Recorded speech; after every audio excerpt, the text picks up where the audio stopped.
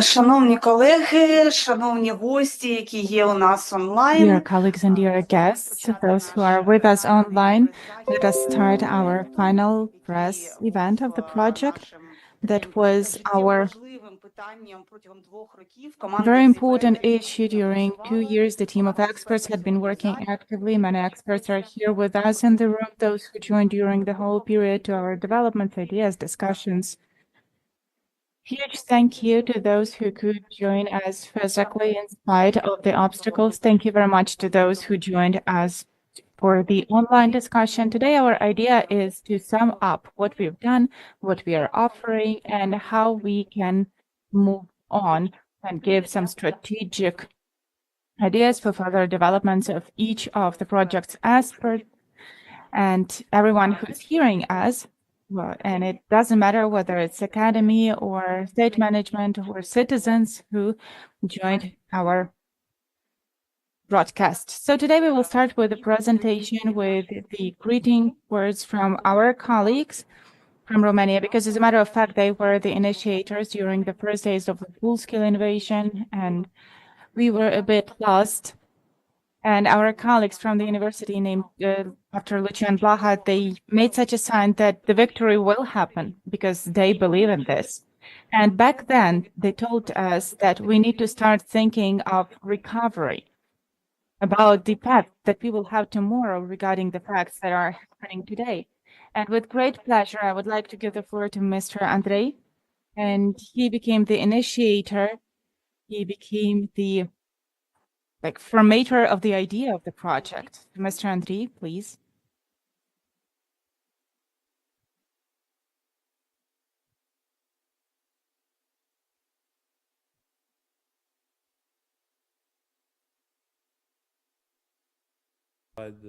Greeting you traditionally with another conventional form that we are both glad and honored to host at the Lucian Blaga University of Sibiu this conference. And indeed we are. On the other hand, I admit I went a little bit down back on the memory lane, and I remember when this project has started. I was very confident then that you will have wonderful results, and this also happened.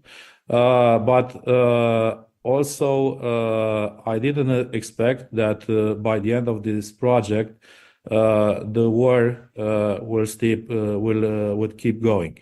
And unfortunately, this is the sad part. This is what somehow makes that our meetings today cannot have a celebrating dimension. Because in the end, we are all hoping for peace. We are all waiting for peace. I think that I can speak on behalf of my colleagues and our institution that we all want for peace, but I think we all believe that it's very important that this peace in the end takes into consideration the legitimate interests of the Ukrainian people, international law, and among these, especially the territorial integrity of Ukraine. So let's all hope that we'll have as soon as possible a peace, but let's all hope that we'll have a fair peace for Ukraine. Besides this, looking back in the past, our university has tried with the limited means it had at its disposal to contribute to help on several areas our Ukrainian friends and partners. In the last 2 years, we have offered free places in our campuses to Ukrainian refugees. We also have offered free courses of Romanian to Ukrainian citizen that came in our city. And we also had, as an institution, a specific concern in reflecting upon the possibility of both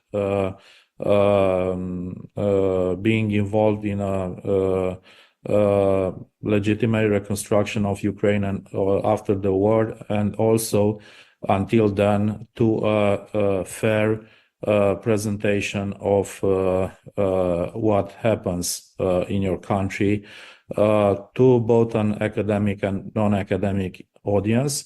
And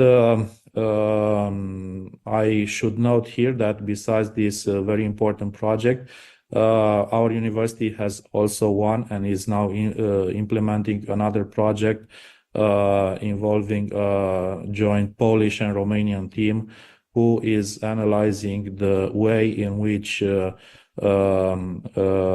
war is reflected in non-combatant countries such as Romania, Ukraine, and in the international in English-speaking environment.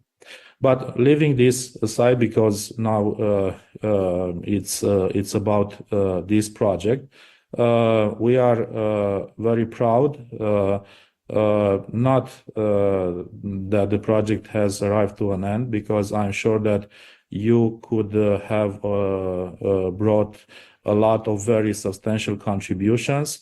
But in any case, for the fact that at this point, the project has delivered not only its promises, but even more than this. I mean, I had a look at the volume published with Springer, and it looks, at least to my knowledge and skill, very significant, and I'm sure it will be a threshold in the academic research and debates, and contribute to the understanding of this topic on an international level.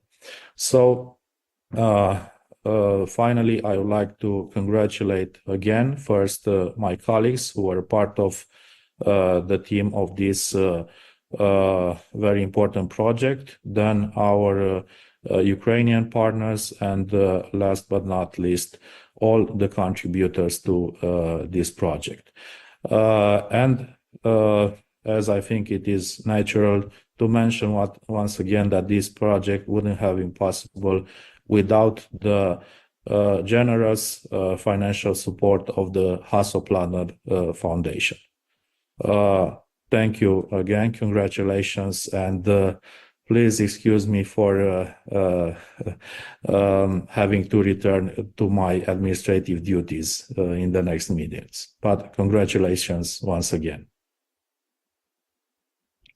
Пане віце-ректор, дуже нам приємно, що ви Vice знайшли час. Rector, we are so grateful that you found some time to greet our conference. That's a big honor for us, and thank you very much one more time that you saw the perspectives in the topic of the project and initiation of this project in general. We appreciate this. Thank you very much one more time, and we are switching to the core of the project, and I think that no one better than the head, like the leader of the project, no one else can tell about that as good as he can. So without further details, I would like to give the floor to Mr. Silviu, who was managing and who was conducting the leadership in this project for the 2 years. And as you can see, we came to really good results. So Mr. Silviu, the floor is yours. Good morning. I have to mention from the beginning that this project wouldn't have been possible without the support of our Vice Rector for Research, Andriy. He has been a driving force for getting support and achieving these results. Thank you, Hanna. Thank you, Irena and Andriy, for setting up this event and for being with us in a successful project, research project. We are honored to participate in these debates and thank the Ukraine Forum platform for hosting the event. We started writing the project application in June 2022, actually 4 months later after the second phase of the war started. We anticipated some positive outcomes for Ukraine and, of course, the need for fast recovery. Thus, in February 2023, our joint research activity began with the support of the Lucian Blaga University of Sibiu and the Hasso Plattner Foundation, to whom we are grateful. Of course, it is also, let's say, a guilty consequence of Professor Gana Kharlamova so-called appeal of Ukrainian scientists for possible assistance sent to our university in April 2022. So it is challenging to subject academia to think tank thinking, but viable solutions or recommendations can only be generated with scientific approaches and analysis based on established methods. Therefore, the project generated 8 articles and 2 policy papers on Ukraine's reconstruction and security issues in the Black Sea. These articles have been published in international prestigious journals, but today we are including a collective book, also a collective book with 21 chapters published by Springer Publishing House. During the 2 years, external experts were attracted to research and contributors, and we are very grateful to them. And the project members participated in various dissemination events and international conferences. It is worth mentioning that in April of this year, through a combined effort, my colleague Antonia Calibosanu here and I were heard here at the Committee on Armed Services of the US Senate on the issue of the war in Ukraine and the need for rapid reconstruction of Ukraine. It is also worth mentioning that our colleague Edward Stoica and his efforts led to collateral results. Due to our project concerns, Cornell University and Taras Shevchenko University signed an agreement to train civil servants in Ukraine. The 4th series of trainees will start soon, and the project budget is $360,000. It is an additional consequence of our research grant. My colleague Edward Stoica will provide more details later. Now I would like to summarize some personal conclusions that are connected to my analytical understanding. The reconstruction of Ukraine is conditional on achieving military victory, a just peace agreement, and concrete security guarantees. Ukraine benefits, from our view, from a strategic positioning. It can potentially bridge the security, trade, and transport infrastructure between the Baltic and the Black Sea in the future. The reconstruction of Ukraine has significant global implications for reshaping the Eurasian geopolitical and economic landscape. In my view, and that of James Carafano, one of the co-authors, he is a senior advisor for the president of the Heritage Foundation in the United States. Ukraine will be a centerpiece in the future Western Eurasian project. Therefore, Ukraine has the potential to become an active vector within the Three Seas Initiative. It can deepen its collaboration with Romania to increase export capacities through the Danube, and it can be a vector of Europe's connection with South Caucasus and Central Asia. Finally, Ukraine represents a crucial, pivotal point in connecting ties that can transform the post-Soviet space. A stable and prosperous Ukraine is of significant interest to the transatlantic community, and we have to acknowledge it. Of course, external support is decisive for Ukraine's success, but there are also many challenges.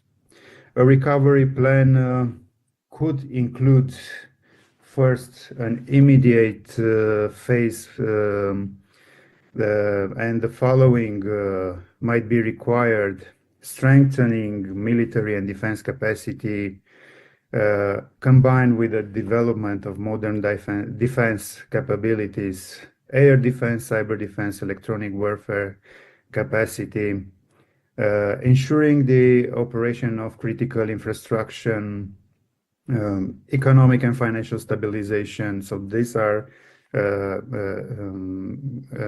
short-term challenges, obtaining concrete security guarantees and integration the Ukraine into the European security architecture.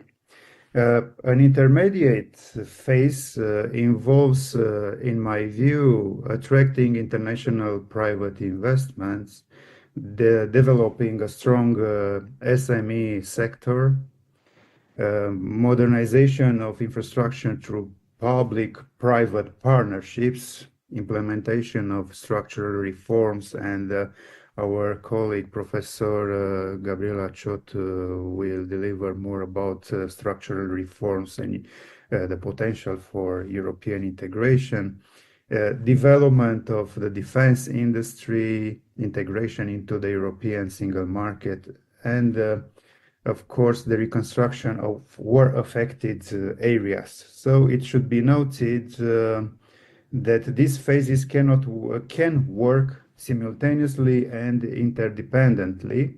And there is also a long-term phase, and we would like to be a shorter one. The full integration into NATO and the EU, development of energy and transport hubs, strengthening regional position, attracting foreign investment, and the development of competitive economy. There are also a number of cross-cutting measures and additional pressure put on Ukraine by the EU and Western states. So it will be a struggle to adopt to those norms and standards to increase administrative capacity, to resort to digital transformation. Another important chapter is related to justice reform and fight against corruption, strengthening civil society, and integration, final integration into European value chains. So, due to our historical experience and the process of integrating into the EU, Romania also had to accomplish many standards and indicators to be suitable as an EU member. The success of this plan depends on maintaining Western support to Ukraine, coordination of international donors, internal implementation capacity, political stability in Ukraine, which is very important, and the resilience of Ukrainian society.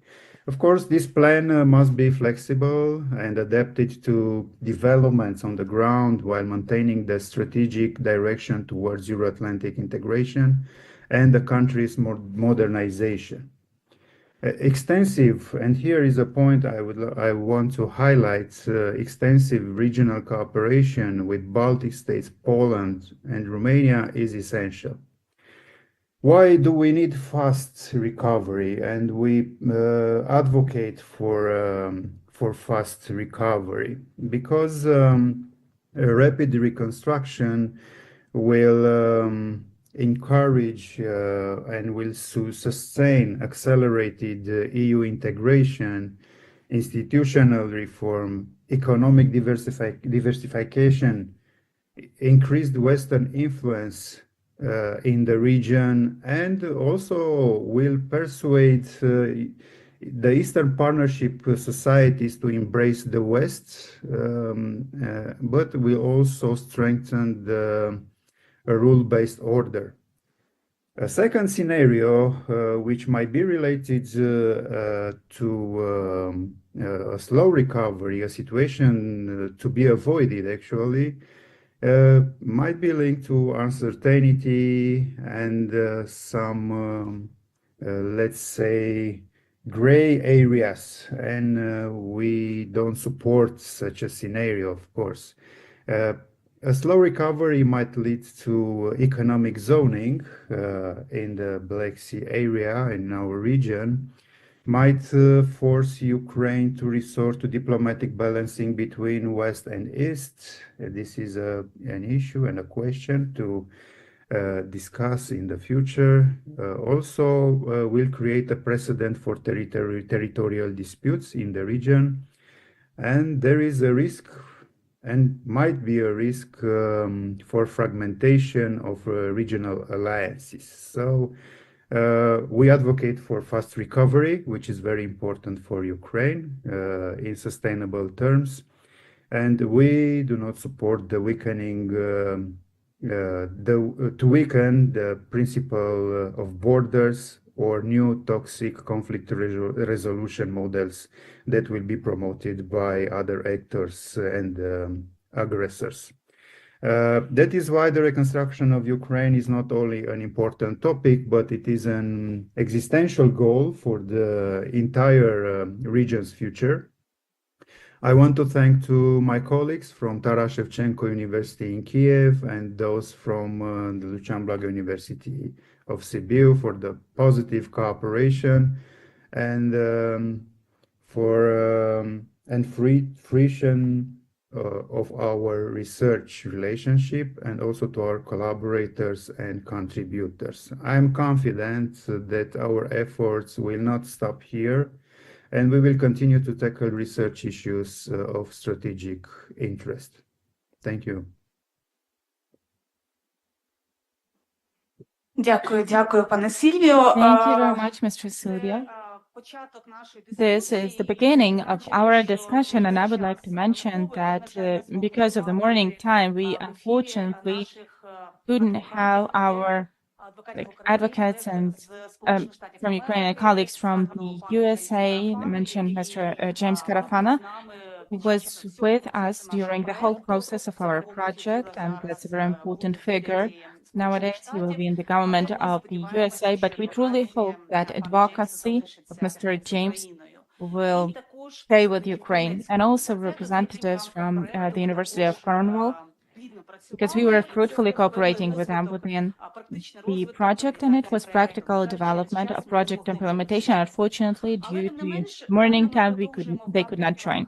But next, we will continue in terms of key experts who were involved in the project. Therefore, I give the moderation to Professor Stavytskyi, who will focus with his group of experts, thanks to whom the direction was implemented in terms of geopolitics and international challenges. Mr. Andriy. Thank you very much, Ms. Hanna. Thank you very much, Mr. Silviu, for such a wonderful opportunity to present the results of our project. And now we will start the first panel discussion, Geopolitical and International Challenges.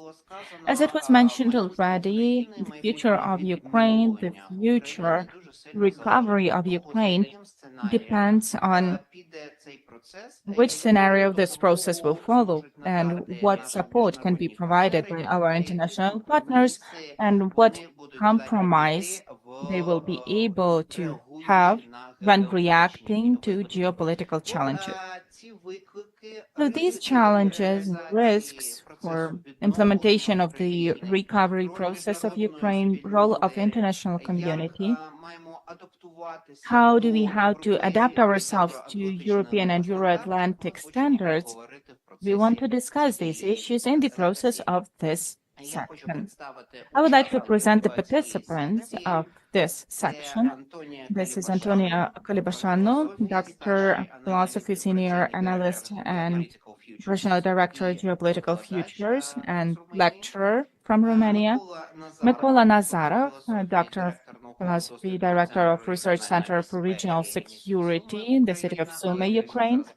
But he is still coming because now he is at the meeting. Gabriela Ciot, Professor of the University Babes-Boiai, Romania.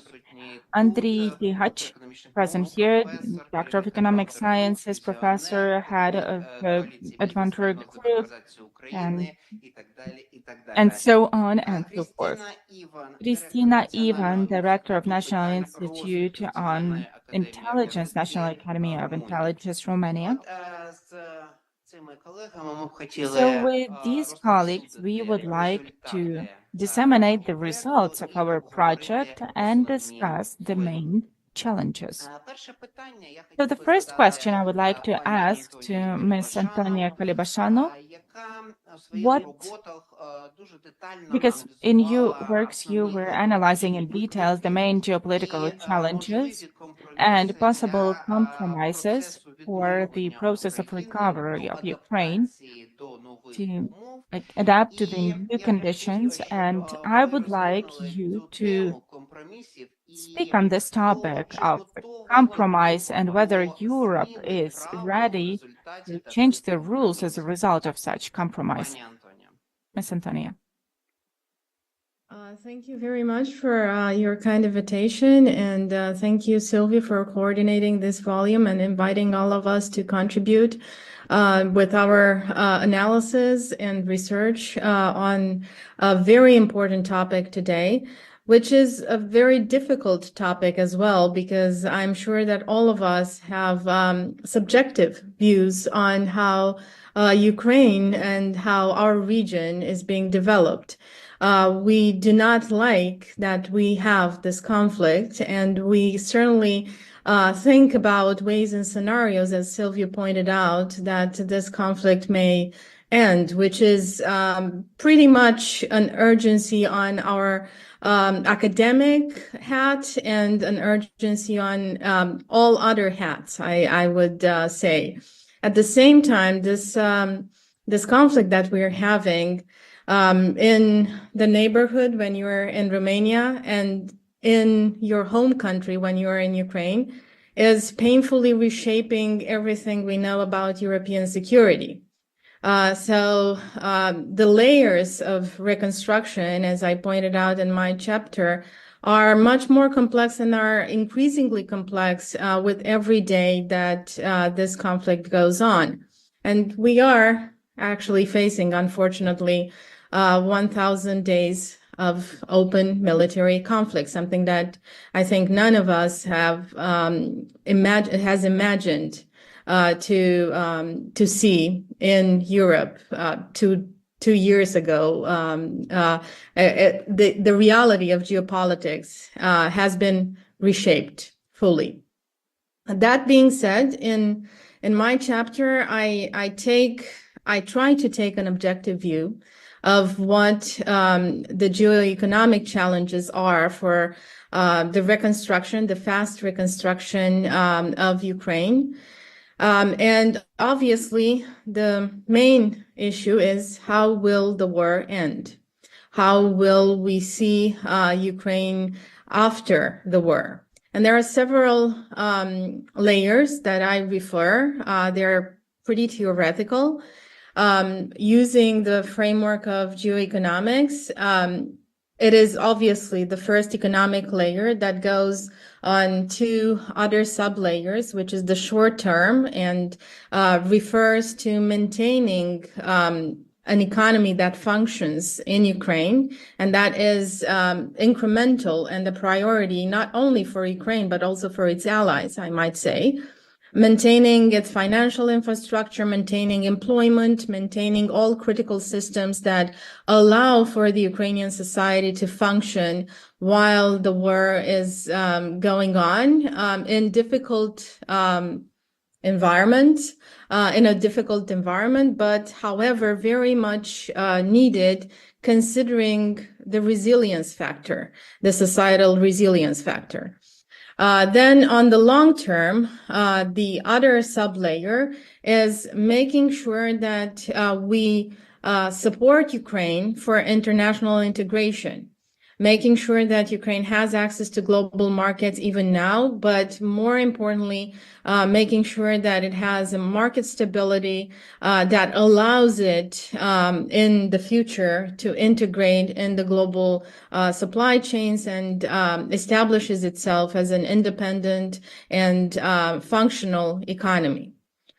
Obviously, for this to happen, there is the second layer, the political layer, which has to do with stabilizing governance and maintaining functional institutions. Structurally, it is pretty clear that this is an immediate focus. So there is this sub-layer of urgency, making sure that institutions are still working, making sure that we maintain the key elements and we support Ukraine and the key elements that make for a political functional society. But more importantly, making sure that we provide, and this is one of the elements that Silviu mentioned that also have to do with our project, we provide help and support for institutional development and institutional strengthening. So all of this lead us to two important layers that have an impact on the immediate future, but also for the medium and long-term future, which is the social layer and the security layer. And obviously, these are the most complex and the most complicated, I would say, layers. This is where I believe that we all have topics to focus on in our academic research even further, because the two of them relate to community resilience and how this is shaping up the future, considering the trauma of war that the society is currently facing.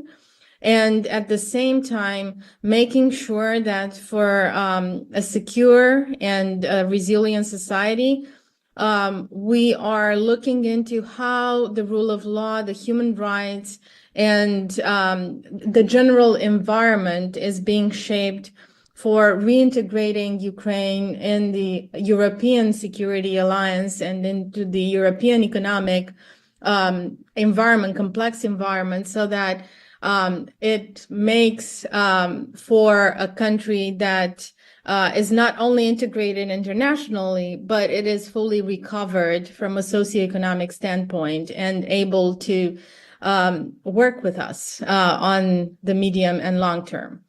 And this is the major challenge for the long term, but also the major topic for the academic community to focus on in political science, international relations, security studies, because they are all interrelated and because there is an urgency to do so. So my chapter basically concludes in the broader infrastructure that we need to build, and that has to do with imagining at the security community level and the economic community level in the West, what exactly is a plan for reconstructing Ukraine from a geoeconomic standpoint? And how will the so-called next Marshall Plan, if you will look like when we are to emphasize resilience against the ongoing irregular warfare? And this is mostly what remains to be a question, but also the main challenge that I believe we all have together with the Ukrainian society to work on. This has been my contribution to this volume. I am very grateful to have been invited to contribute. And it is always a pleasure and an honor to work with such distinguished academic thinkers and to work with my very dear friend Silviu. Thank you very much. Дякуємо, пані Антонія. Ми знаємо, що ваш Thank you very внесок much, Ms. дійсно Antonia. We know that your великий contribution для was цього quite проекту. big for this project.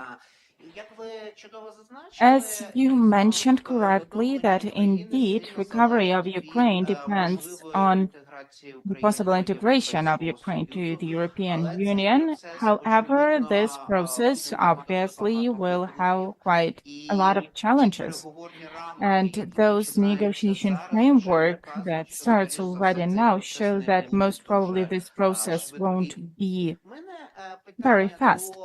My question is to Ms. Gabriela Ciot. I would like to get to know your opinion regarding how strong these challenges will be and how fast the process of integration of Ukraine to European Union might be, or this process will last for dozens of years. I would like to start my presentation by thanking to the organizers for this event of disseminating the results of such project, a very important project for the Romanian research, for the collaboration between Romania and Ukraine. And also, I would like to express my gratitude to my distinguished colleague, Professor Nate, the coordinator of this important volume. In my view, one of the best specialists in international relations from Romania and from the European Union, and for sure the best specialist in security studies from Romania. So thank you again for this opportunity to be part of a very good team. So my chapter in the book published in distinguished printing house and publisher Springer was about the integration, was about the accession to the European Union. This is a huge challenge for Romanian citizens, for European Union's institutions, and also for Ukrainians. So I have spoken in this chapter about the reconstruction and the preparation for Ukrainian accession to the EU. And I mentioned that the invasion of Ukraine accelerated the reconfiguration of the contemporary international system with impact on the foresight development of EU. The support of the European member states to Ukraine manifested through different instruments, policies and institutions in several key areas such as infrastructure, economic diversification, education and skill development, governance and policy, social development and inclusion, international collaboration and resilience building. The present studies investigate the challenges for the EU's enlargement policy in the context of the war from Ukraine, focusing on the accession process, its preparation, negotiation, and management of the process. Reports of the analysts of think tanks accredited the necessities of reforming the EU and its policies, enlargement being on the top of agenda. The geostrategic reason is imperative for the inclusion of new member states into the EU for stability and security of the continent, but policies, mechanisms and procedure of EU institutions should be adapted. The EU and member states will have to come with solutions for long-term consequences of the successive crises, energy, security and economic, in areas such as security and defense capabilities, rebuilding and reconstruction of Ukraine, acceleration of energy transition, independence from Russian oil and gas, refugees and humanitarian action, and EU enlargement process. An interesting analysis and estimation was made by Emerson regarding the Ukrainian proportion from the EU's budget in the case of Ukrainian accession to the European Union, based of course on Poland and Romanian cases. And the estimation of Ukraine proportion is 18.9 billion euros. That means an increase of 10.5 percentages of EU budget for 2023. That is a huge impact on the position and proportion of the budget that Poland and Romania, for example, as a member of the Central and Eastern European part of the European Union, will have. So it looks like the Ukrainian accession will be a relatively manageable prospect. The EU's accession process represents the most important process of transformation and development of a country and in society. For the Central and Eastern part of the European Union is the only chance of modernization and enrollment on the right path of its belonging, meaning the European values and principles.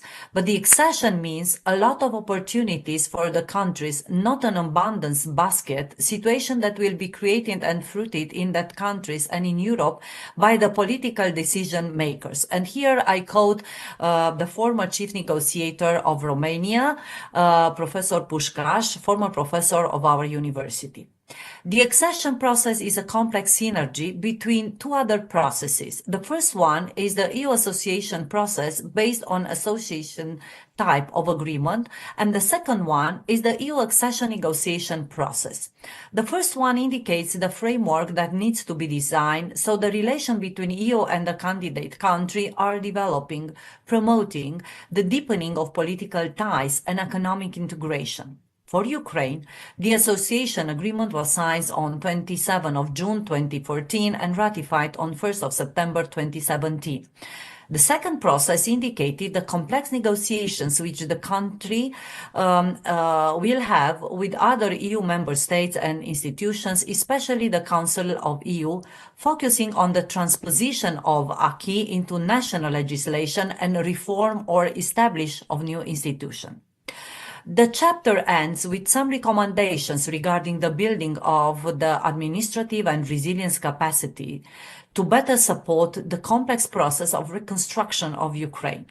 The path to EU accession provides a unique opportunity for Ukraine to align its policies with European standards, fostering collaboration, shared values, and regional stability. As Ukraine navigates this course, it is essential to prioritize environmental conservation, invest in education and skill development, and engage local communities to build a resilient and prosperous nation. One recommendation that could work for the improvement of the accession process and enlargement policy is a distinct financial instrument as the next generation EU type that could support the acceleration of the internal reform of the candidate country in the field of rule of law, socio-economic and administrative capacity based on reform rules. Another recommendation is to establish a quantitative and qualitative ranking system with the Commission, especially for the clusters regarding democracy, rule of law, which need a particular approach. This will bring greater transparency and better cooperation with Commission, increasing internal administrative capacity and trust from the European partners. The stage accession proposal included the reform of the unanimity voting procedure and replaced with the qualified majority voting as well as the ranking scores for progress. For the wider geopolitical development of the EU and its eastern neighborhood and for the transatlantic alliance in support for Ukraine, the European perspective for Ukraine needs to be present. The accelerated or gradual accession should be based on conditionality and merit-based principle with clearly defined benchmarks for pre-accession and accession stage that will consolidate the possibility for alignment with acquis and EU institutions. This was my briefly presentation of the chapter, and I hope that my recommendation will help the Ukrainian accession negotiation team in better succeed in their endeavor. Thank you all for attention. Дякую, Gabriela. Thank you very much, Gabriela. We understand that we have a lot of challenges and the accession will be a really long-term process, so we will focus on the issues like what can Ukraine do in order to regain their economy and policy or recover their economy and policy much faster. I know that currently in the government and in different business associations, there's a lot of work being done which is aiming at the reforms of Ukrainian economy. What else can we do in the context of geopolitical challenges that are related to the elections in the USA and in lack of stability in European institutions that we are noticing right now? The question is to Andriy Dligach. What can we do? Well, especially in the context of scary stories that were published by The Economist, again on the first page, and that surrealistic world that we are living in, because we are awaiting the great shelling, and we are asking Verkhovna Rada today to adopt the draft law, which is like unfreezing business activity in Ukraine. Actually, what is surprising is that we are not brave enough when we are talking about Ukrainian reforms and changes in Ukraine, and we agree with terminology, for example, like integration of Ukraine to European security system. But I think that it's time for Ukraine to look for more controversial steps and to talk as a subject that is not joining, but is offering the EU joint actions. Ukraine is the next big thing for the European Union. It's the answer, not the question, for the European Union. To integrate European security system into Ukrainian is just as important as to integrate Ukrainian system into European. And it's about economic opportunities. The Europe has lost the cheap energy sources from Russia, is losing cheap Chinese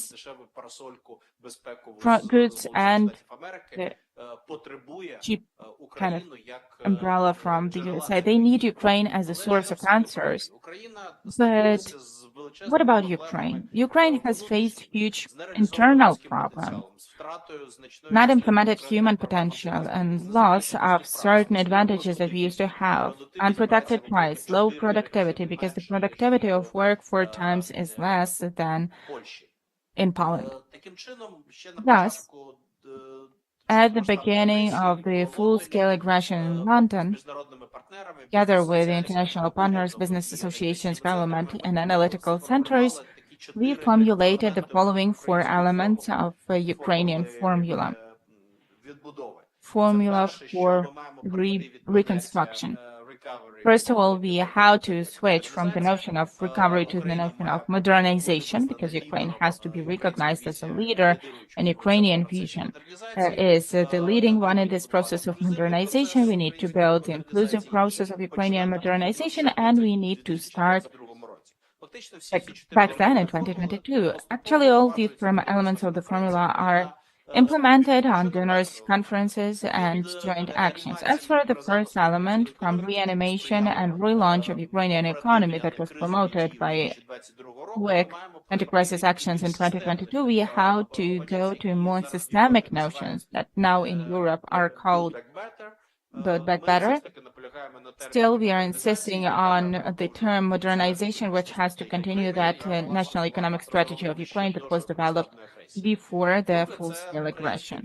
Second thing, it's Ukrainian vision that finally has to be present because it is in analytical centers and businesses, but it is not adopted on the level of the state, and it provides for turning Ukraine into the best country, for giving birth to children, for having your investments there, etc. And all of that is based on unimplemented potential of Ukrainian economy. It's underestimated 5 times according to our assessments.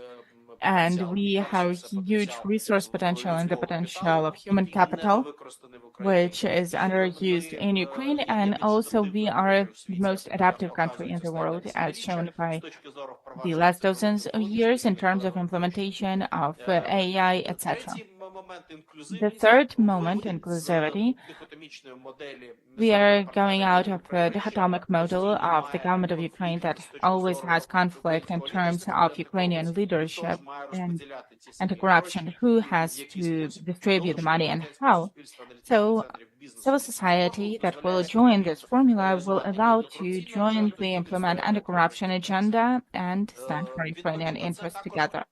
Correspondingly, this will resolve the outdated issue because Ukraine is kind of walking around the desert with no direction. So this led to a big war as a tool of forming political nation. So,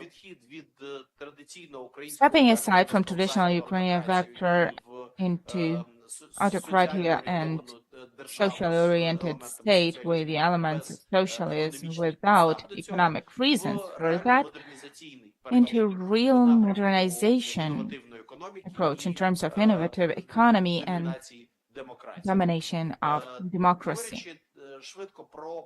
So quickly talking about the current condition of things, Ukrainian businesses have shortened greatly. They have huge problems. 20% of enterprises are stopped. As a matter of fact, we have only 20% that assess more or less positively their financial conditions, and the work capacities are up to 45% loaded. Until winter, we are seeing up to 35%. In order to cope with all those negative tendencies, we need to turn the state into more open, liberal, and supportive. We need to implement the reform of the tax system and customs system and tax code and everything that is slowing down the development of business nowadays. At the end, the policy of the state has to be focused on building efficient and compact state, with liberal economy, an efficient economy, and create global opportunities for Ukraine. And the new economic strategy has to become roadmap. Ending up with a list of reforms needed for Ukraine. Currently, actually, it was united into three big columns, smaller, like less of the state, and the new society agreement. All of that will allow us to implement the country, the vision of which was developed in analytical centers of civil society, Ukraine as a country of opportunities. Thank you very much. Thank you very much, Andriy, for such inspiring presentation and idea. And we can see that in the speech that we had right now, the main thing is to bring the main information to people so that they change their understanding and they get rid of some socialistic ideas and some wishes to think that the state is solving everything. It's very important. And not less important is the impact of the information to others. And we know which role information dissemination and dissemination of disinformation is playing in the process of war and management of war. So we would like to hear the opinion, Ms. Kristina Ivan, regarding how intelligence information or information from intelligence or intelligence bodies can withstand disinformation, how they can help in this recovery, both political and economical. Ms. Kristina. Thank you. I would first of all like to give thanks to my co-author who is here with me, Silviu, and Irena, who is another co-author who could not be here today. We were honored to take part in this particular project, and we want to thank Professor Silviu for his long-standing partnership with our academy in research and education projects. We are honored to be part of this endeavor, and we are quite impressed with the project outcomes and deliverables, and very happy to contribute to this initiative. In my intervention, I will tackle with three aspects briefly. One of them is the reform of intelligence services. The other one is the oversight, and last but not least, the strategic communication strategy of the intelligence services in Ukraine since the war started, and the way this has reshaped the perception and the understanding of how resilience to disinformation can be achieved. Now, there's been always a normative tension between the culture of secrecy, which defines the craft of intelligence, and the core values of modern democracies. And this is something that has been acknowledged across intelligence communities in Europe, the US, and the world. Parliamentary and legislative intelligence oversight, therefore, today is like a standard practice for democracies and carries considerable symbolic weight. Parliaments oversee intelligence services via specialized and non-specialized parliamentary committees, being responsible for enacting intelligence legislation and for approving intelligence agencies' budgets. Why is this important, and why we discussed this during our writing of the chapter? It's also because it's critical in all young democracies, and Ukraine has been subject to successive and multiple initiatives of reforming its security sector in the years after the fall of Soviet Russia. a topic which we tackle with extensively in the chapter. What we can say is that some of these endeavors have also tackled intelligence as an integral part of the security sector, equipped with powers that need to be regulated by democratic control, by effective oversight, and by public accountability. And one of the main conclusions of the chapter is that based on the existing developments, is that although several steps have been taken, the process has so far proved to be efficient only to a certain extent. And I think this is not something specific to Ukraine, but to all young democracies that are struggling with the topic of oversight and transparency. The ongoing war with Russia and the multiple threats to Ukraine's internal and external security make the continuation of the reform of the security agencies a complicated task. And it's a topic which we acknowledged and detailed in the chapter, aware of the fact that it's slowing down any significant progress in the field. However, in the chapter, they're given us a set of recommendations for the post-war context in which the leadership of Ukraine could resume and even perhaps restart some of the aspects and processes of building an effective oversight system. The parliamentary component of intelligence oversight can be improved. We stated there through the establishment of a specialized committee and through a cleaner delineation of its area of authority over intelligence services as separate from the realm of presidential control, which is pretty much enforced at the moment. Moreover, the creation, for instance, of an independent expert oversight body, also acting as a liaison between the intelligence community and civil society, would also be, we believe, beneficial to Ukrainian democracy and its reconstruction after the war. Intelligence oversight can be seen as a critical component, therefore, not only for the architecture of a democratic state, but also for its national security. And while getting intelligence oversight right is hard, and it's something that we also can acknowledge all across the southeastern European countries and the eastern flank of of EU, getting it wrong is very dangerous.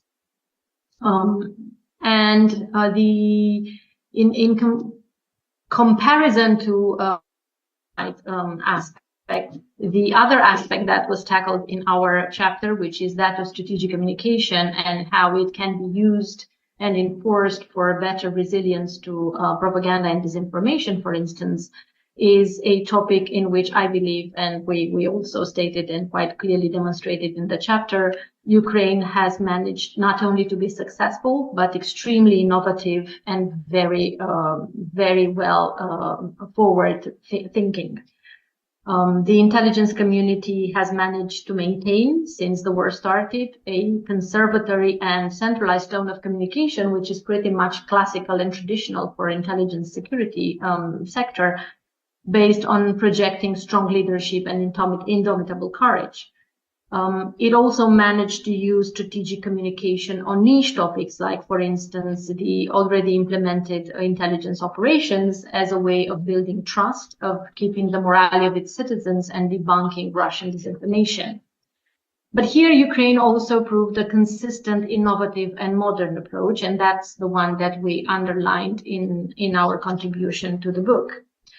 And we showed how it succeeded to diversify communication and address target audience at home and abroad with unconventional intertextual messages based on a combination of art, of pop culture representations, even graffiti, and a lot of the mythical lore that is pretty much in the classic culture of Europe. These combined interventions, some visibly the work of the intelligence community and some adding layers through anonymous interventions, collective authorship, grassroots reinterpretation of art, seem to be part of a larger and nascent trend in strategic communication, which we also identified across Europe, but it's been played very well and very well authentically created through the Ukrainian strategic intelligence and communication. And I think it proves that it integrates everyone in a level of societal mobilization that speaks volumes about how co-creating narratives and opening unconventional channels of communication and mainstreaming them in the battle of narratives can become powerful tools for resilience building. So if we were to just resume to two recommendations as part of this panel, we would insist on the one hand on the continuing of the process of reform and especially oversight of the intelligence community, and secondly on maintaining the very innovative strategic communication strategy that has been so far developed and with good results at the point of creating better societal resilience. And with that, I will stop. Дуже дякую, пані Кристина. Thank you very much, Ms. Christina. And another question I would like to ask to Mr. Mykola. It is related to the fact that many countries are supporting Ukraine, that this support is changing greatly. And for example, what the embassy of the USA is closed today, expecting the biggest bombarding of our capital. It's one of the examples how strongly they believe in their aid. How do we build the system of national resilience under these conditions? How do we build the security system? Hi, everyone. Mykola Nazarov and Sumy State University Center for Investigation of Regional Safety. I would like to say that it's not just the American embassy, but Spanish embassy also suspended their services today because of the possible danger. Well, of course, it's clear that the decision made by the administration of the USA, well, they expect that there will be some response from Russia. And we don't know what kind of response we will have as of now. And all these actions of embassies and the information that we see, it is related to the fact that they don't understand what the reaction of Russia will be to the decision and to the use of Ukraine of American weapons on the territory of Russia. So I see this as the reason. So as for resilience, I would like to talk about the concept of national resilience and what resilience is actually. Having certain experience of work with the organization CDS, Estonian, together with colleagues, we came to a conclusion that resilience is formed on the low levels primarily. So we can understand that the concept of national resilience, which is adopted in 2021, it's very important and it's forming has institutionally to build the resiliency system in Ukraine. However, the whole system will not function if we won't have institutional structure and understanding by citizens and communities what resilience is. How do we build that on the level of regions and territorial communities and the level of districts. Therefore, this is a conclusion that we made in 7 to 8 years of implementation of the project Sustainable Ukraine, and we still continue activity within the program Resilient Ukraine, and understanding the fact that resilience is built in Sumy, Kharkiv, Ohterka, and other cities of Ukraine and communities and villages. This is one of the central conclusions that we have to include to the system of resilience building for Ukraine, because it's impossible to build like resilience in Kyiv and from Kyiv. So actually, how this resilience can be built on the level of territorial communities? Well, primarily it's by investing into people and the possibilities that are there in territorial communities and understanding what kind of opportunities will be there at present. And of course, by conducting educational campaigns for people to understand what resilience is and how can they impact the processes on the level of territorial communities. Well, actually, in the framework of projects that I mentioned, we were trying to do that. Again, the project Resilient Ukraine was implementing 8 such simulational trainings in 8 regions of Ukraine in order to test how, on the local level, different both like state and non-governmental organizations are cooperating or interacting. Thus, I would like to mention actually about that in the book. I was trying to reveal this idea that resilience is built like directly on the spot, so to say. And if we are talking about the post-war reconstruction of Ukraine, it's very important to understand what is the important difference, for example, between Lviv and Sumy regions. Of course, it's clear that these regions will exist in different realities in terms of safety, economy, what can be built in Lviv region and can be implemented, like some business projects, etc. It will be impossible to do that in Trstenets, for example, again, because of the safety situation. So what will be the specifics of Sumy region and of Kharkiv region from the point of view of human capital? Who will be there? Will there be some universities? How they are going to function? This is again the issue of education that I was trying to reveal in my chapter. Well, actually, the problem with for both like teachers and students to leave, and what intellectual potential will stay in Ukraine and what potential will stay in certain regions of Ukraine. Well, actually, here I will stop. Thank you very much. Thank you very much, Mykola. And we can see that there's a lot of challenges indeed. We have to react to them. And primarily, as we can see, well, the reaction should be in Ukraine and changing of our economic thinking, the change of vision in terms of development of communities and people in the communities. And this is what has to be done already now, before the end of war.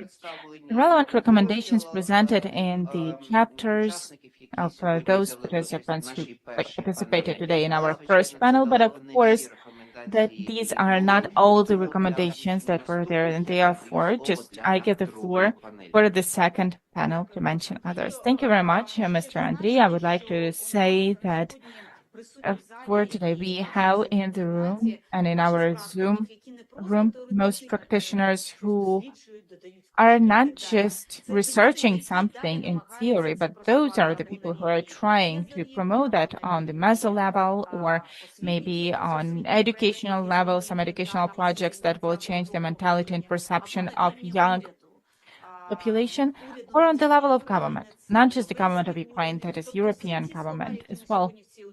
So all the things that we are mentioning here in the audience today, they are all made by the decision makers. This is what we do, and we are doing that quite good. This is for the broadcast. And I would like to mention, as far as we are ending geopolitical block, I would like to thank our armed forces of Ukraine for being able to come here all together, to be able to have a discussion and have this calm time to think about the future. I think that we have to thank them even more, but taking into account the time, we have to mention this.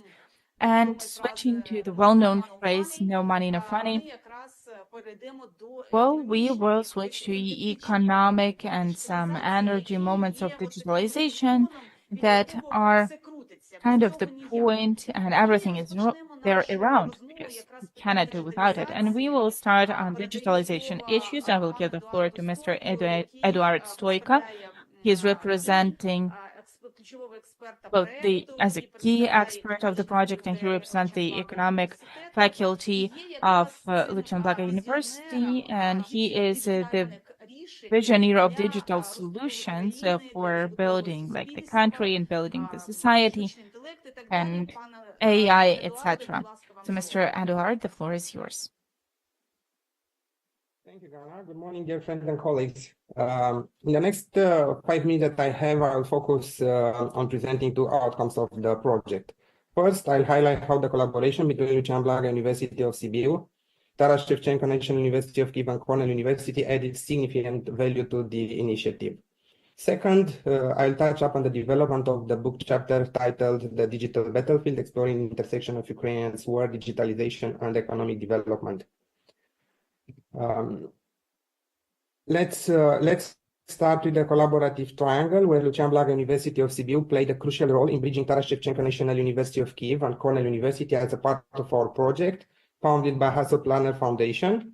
Through this partnership, over 120 Ukrainian participants have received until now e-Cornell certificates. These certificates were offered in response to Ukrainian immediate needs, identified through discussion among project partners.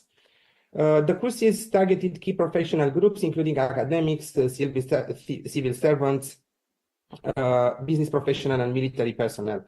The selected topics included public sector leadership, project management, business strategy, digital transformation, hybrid work strategies, artificial intelligence strategies, and Python programming. The value added here is significant, remarkable, if I can say, with each e-Cornell certificate value approximately $3,000. Like Silviu mentioned, the total value until now of this initiative amounts to at least $600,000. But beyond the financial value, these courses provide critical skills for addressing Ukraine reconstruction challenges, supporting both professional development and sustainable recovery. ULBS played a crucial role in the success of this initiative by serving as a key facilitator. Acting as a bridge, it facilitates access to high-quality resources, fostering collaboration that has now been formalized through a memorandum of understanding between Taras Shevchenko National University of Kyiv and Cornell University. This memorandum of understanding marks the foundation for future academic partnership. Now, please let me briefly introduce the book chapter, The Digital Battlefield, Exploring the Intersection of Ukrainian War, Digitalization and Economic Development. Our chapter, because we are three authors, explored the intersection of digitalization, conflict, and economic development using Ukraine experience during its war with Russia as a case study.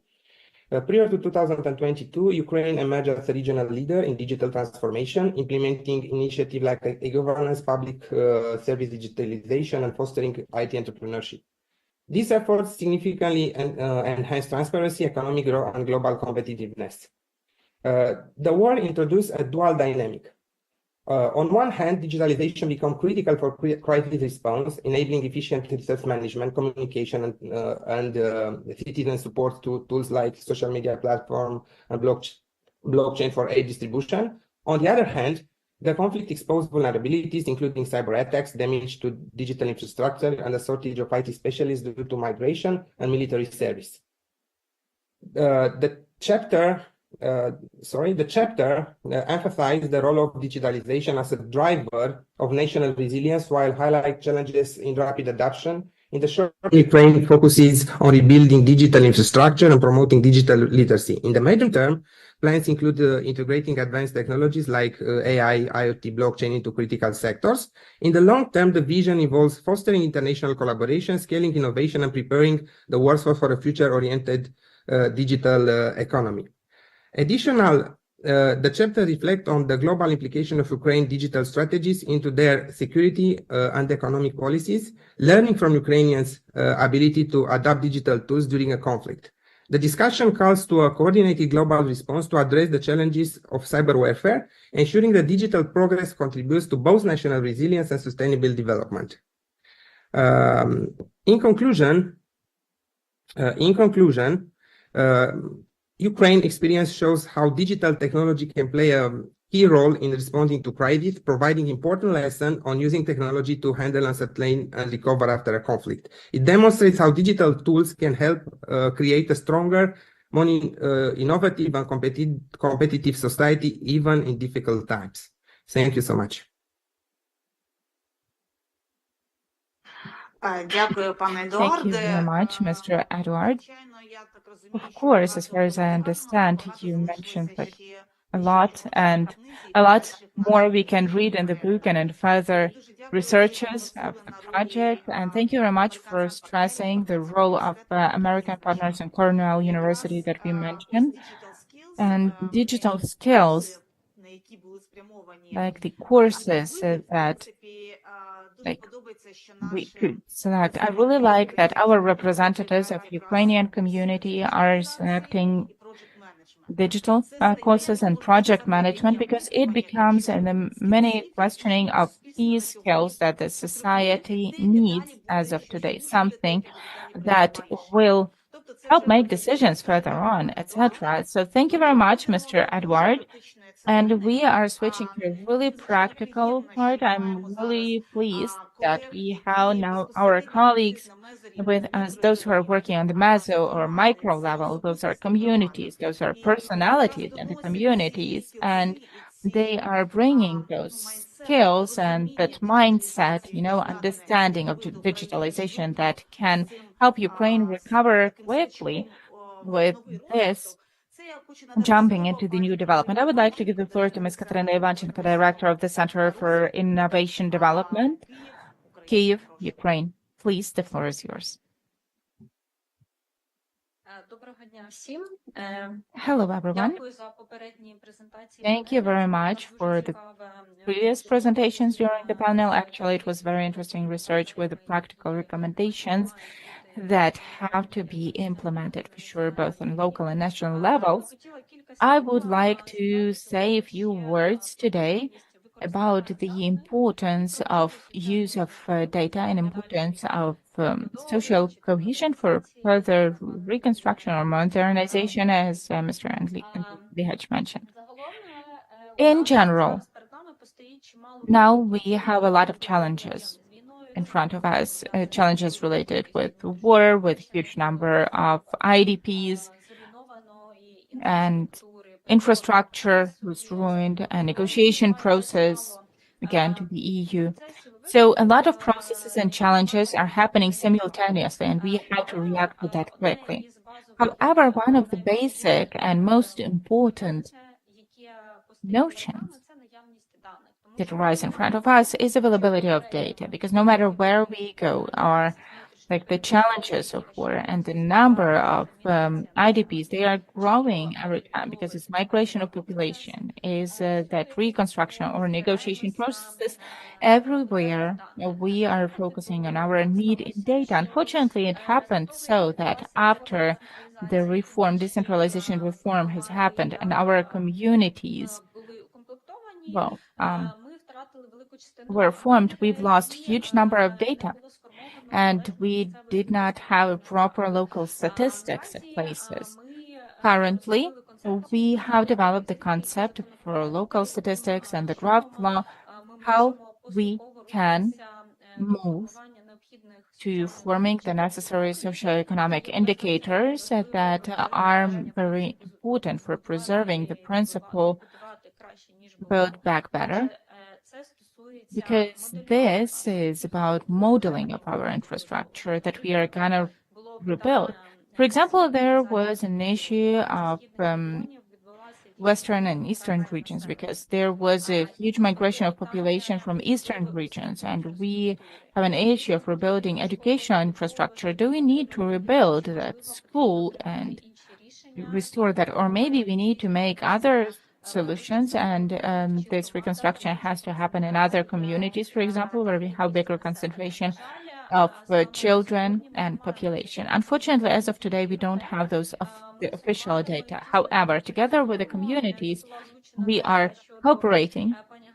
And Ms. Hanna Kharlamova mentioned how popular digitalization is in our society and in our communities. And in spite of some kind of legal framework which is absent in terms of local statistics, now together with the communities, we are actively collecting data about the number of population, the condition of economy, and there are such tools and big databases.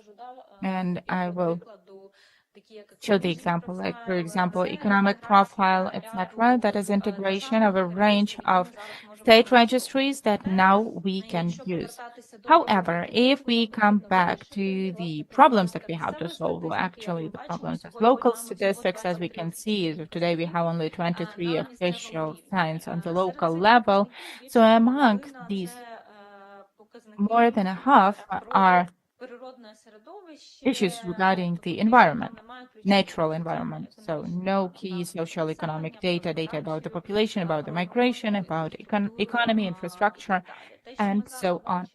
The things that we see right now, that almost 70% of the communities, they are not satisfied with the quality of the data and with the extent of data. So this is the challenge that we need to react to nowadays, where we have to work on some recommendations and models and digital solutions in order to ensure some data, first of all, because the further steps, recovery, for example, and sustainability of our society is impossible without good quality analysis.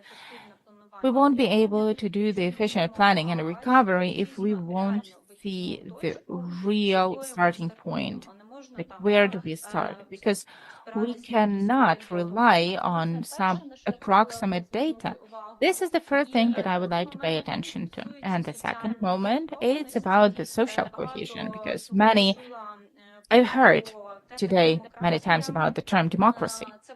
And actually, this is what our center's activity started from. And here, we were also taking into account digitalization and e-democracy notion here in social cohesion of the society. And now in Ukraine facility 10, there is a platform of involvement of all the interested parties, like society, business, citizens, and scientific institutions, to the process of recovery. That's incredibly important in terms of reconstruction and development to notions. That is data and engagement of all the interested parties, because we are rebuilding, well, not just to rebuild the empty walls, but it's important for us that people live and work within these walls. And if, like, literally half a minute more, if we also touch upon the issue of returning Ukrainians, well, of course, very important issue of meeting basic needs is. And the second is the issue of social cohesion, because people have to come back to the place where, well, as far as I understand, they have some impact, where their social network and where their community is. And this second point, if you are talking about long-term solutions, it is aiming at, well, we will be able not just keep our specialists, our students, that is what was mentioned by Mr. Mykola, but also return Ukrainians. Well, briefly, that's it. Thank you very much, and I truly hope that further on we will be able to work on recommendations and practical decisions more thoroughly regarding the data of local statistics and involvement of all the interested parties to those processes. Thank you. Thank you very much, Ms. Katerina. I would like to mention that with the Center for Development and Innovations, well, we are in constant symbiosis, the experts of the project, because without people, as you mentioned, without the community, you cannot rebuild anything, you cannot modernize anything. You can call it whatever, but still it is done by certain people. And it was mentioned properly that we have to change both understanding and perception of people. And the more we have to bring our broadcastings to broad public, so that the support will come from, so to say, from the bottom, because it goes from bottom to top, not from top to bottom. So these are very good moments that we are mentioning today. And always people are asking us about the resources for their Brazilians, because they need this. And this is when I want to give the floor to Mr. Razvan Sherbu, representative of Lucian Blaga University, and in our project, he was focusing his researches on this resource component for all of those modernizations and recovery.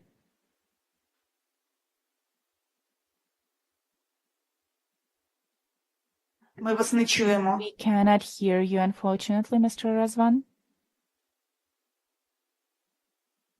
Mr. Razvan, we cannot hear you. Razvan, we cannot hear you.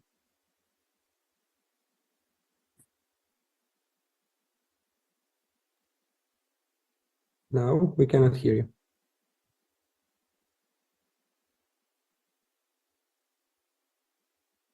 Please unmute the mic in the left corner.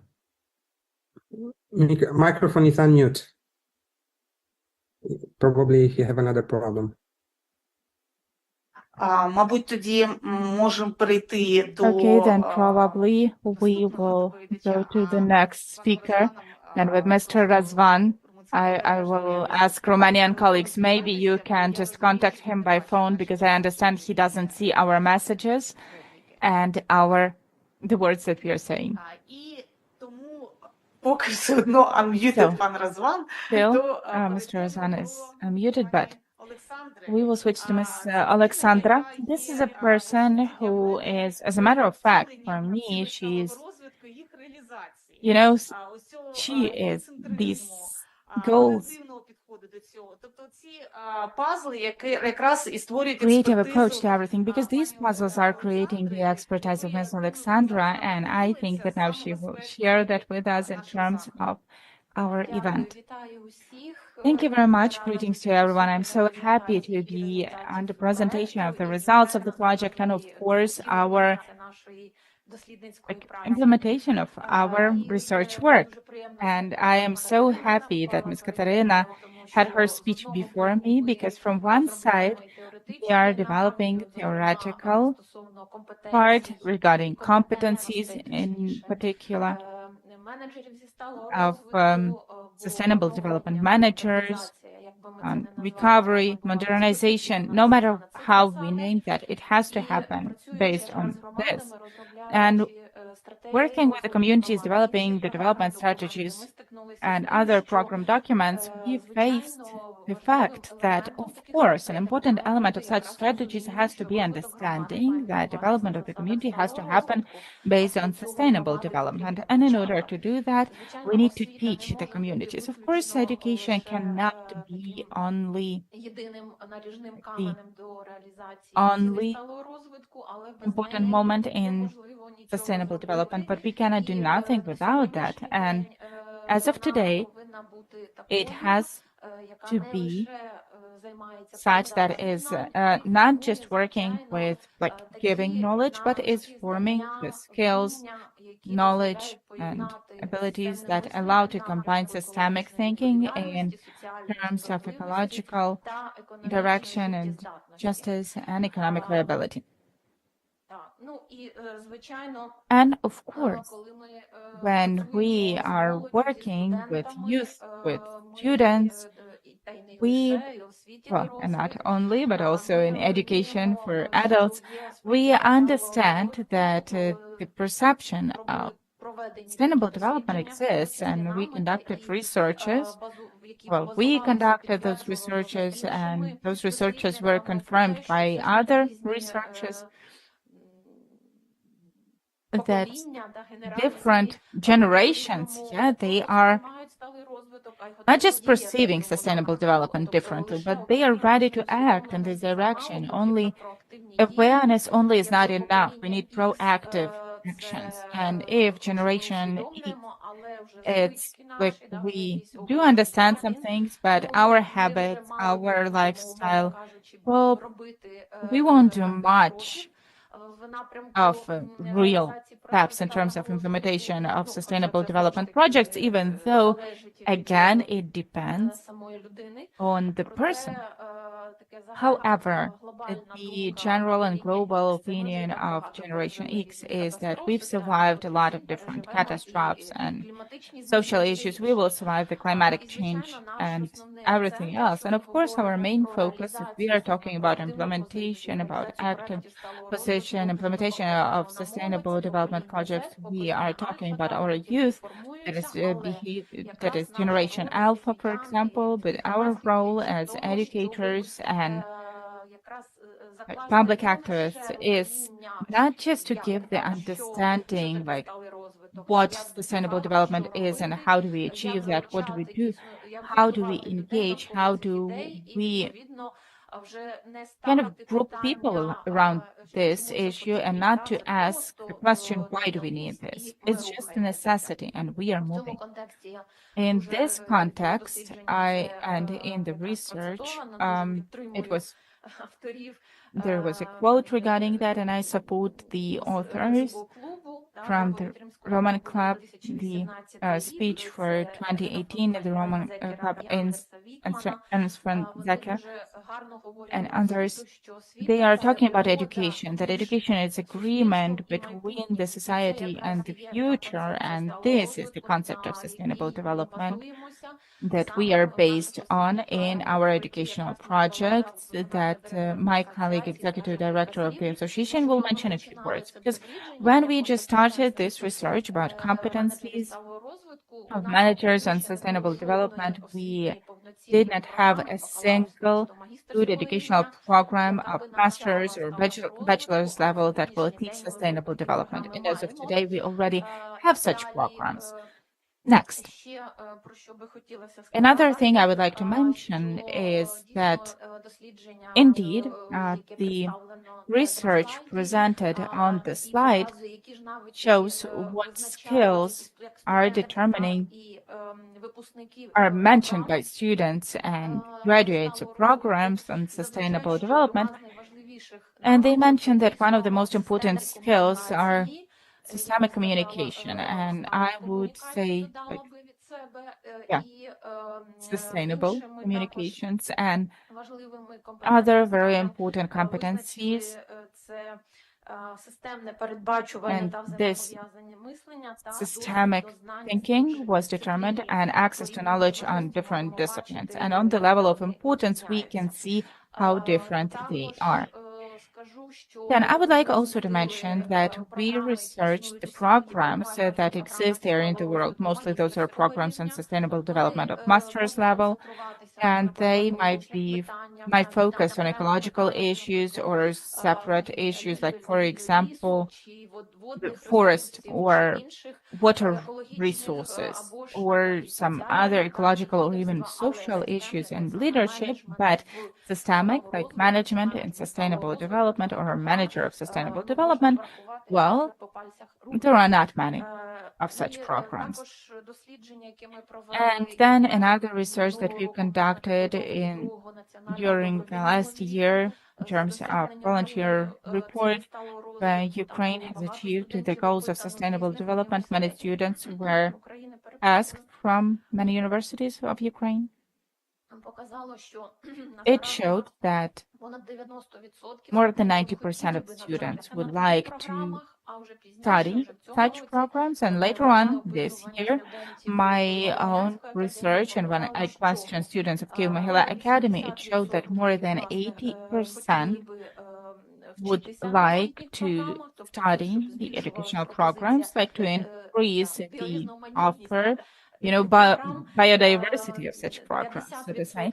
And 50% would like their student researches in the field of sustainable development would be not just implemented, but would be supported, encouraged by the universities and implemented further on in the university as well. And also it's very interesting that the advocacy of sustainable development and their workplaces by students is supported by almost like 70% of students, and 100% of students mentioned that they would like to learn about implementation of sustainable development in Ukrainian companies and management of communication of sustainable development in modern conditions. And at the end, actually, we offered also in the research, it is available, what kind of competencies are needed for sustainable development managers. And according to the report, the Future Jobs Report 2023, within 5 years, the request for the professions in sustainable development will grow 40%. And of course, those are different skills, that is for level model, competencies, that is existential, meta skills, intercontextual, and contextual skills. We are interested mostly in contextual skills because they are unique social capabilities and understanding of that interconnection, ecological and social and economical, actually transparent corporate management. And as a conclusion, of course, I would like to mention that such skills as of today for Ukrainian youth, and because here we are talking about youth and we are talking about education of adults in the field of sustainable management, that is project management and sustainable development, and one skill which is called understanding or insight, and it's mentioned not just for understanding of processes, but the proactive position. That's it from my side. Thank you for your attention. I hope that it was quite interesting, and the field of sustainable development will be only strengthened with new skills and knowledge and projects, communications, and abilities in Ukraine. Thank you very much, Ms. Alexandra. And I know that Ms. Yana will participate in the discussion, but I would like to say that in Shevchenko's university, all the time, at all the subject, well, it's not always like sustainable, but we are including this component into our projects, and students are preparing such moments when they, well, I will give it to you just to see that they are taking the difficult components into development of this sustainable. And we see our huge input in this, into building like our youth, because further on they will not perceive their future differently than in this sustainable direction. Thank you very much. And we are coming back to the resource base, Mr. Razvan. Let us try. It's okay. So thank you, Gana. Sorry for, well, this is with this technology. That's why I still think that researchers do a good work by writing it and let something for humankind in writing. I will not talk about the chapter. Well, the title of the chapter is From Crisis to Opportunity, Embracing Sustainability. Maybe it's a little bit strange. It sounds a little bit strange to talk about sustainability when things like this are going on. In the last reports from the CIA, Ukraine has the lowest rate in birth rate and the highest in death rate. So it may sound a little bit strange, but I still think that sustainability is not just a problem of ethic, but it's a problem of strategy, and it will help a lot if we will think right about recovery, about journey to post-war, about beyond conflict, about things like we've discussed during all this project.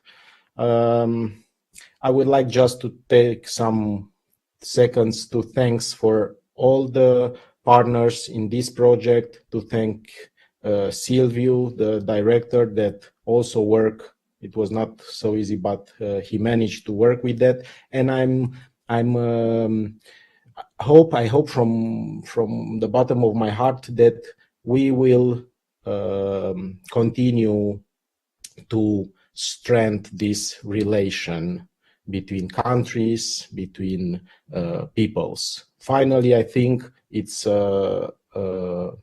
most important thing to believe that humanity And I think that humanity will prevail, even in this world or in the world war with AI or whatever. I am still a believer in that. So I'm very happy to work with you, and thank you all again for everything. Дякую, пане Thank you Разване. very much, Mr. Razvan. It was brief and about important things. You know, people are most important. So you need to protect people, not just physically. Therefore, we are switching to legal block. Well, actually, with a joke but serious questions will be raised right now, and it's just important. Well, it's impossible not to consider that when we are talking about recovery. I would like to give the word to the representative of the project who was leading the legal block, Professor Irena Nazarov. Thank you very much, Ms. Hanna, dear colleagues. I would like to start with the gratitude from our small team. I would like to express our gratitude to colleagues, first of all, economists, who involved us into this interesting and incredible project. Interdisciplinary approach is a very important component in modern scientific researches. And here, all of us could see how differently and from different aspects we might consider very important issues of existence and functioning of modern society and its further development, especially under the conditions of such crisis that we have as of today. Sustainability and sustainable development, of course, it's one of the top relevant issues that we were studying, and literally next month, the 3-year project comes to an end, which is dedicated, and with my colleagues, we were participating in that. Actually, it is about development of justice and sustainable development. So it is even more pleasant to say how close all of us are and how we can enrich the results of project with our joint efforts. I would like to support my colleagues who were mentioning the necessity of modernization of Ukraine after such incredible crisis that have happened and the war that is happening. And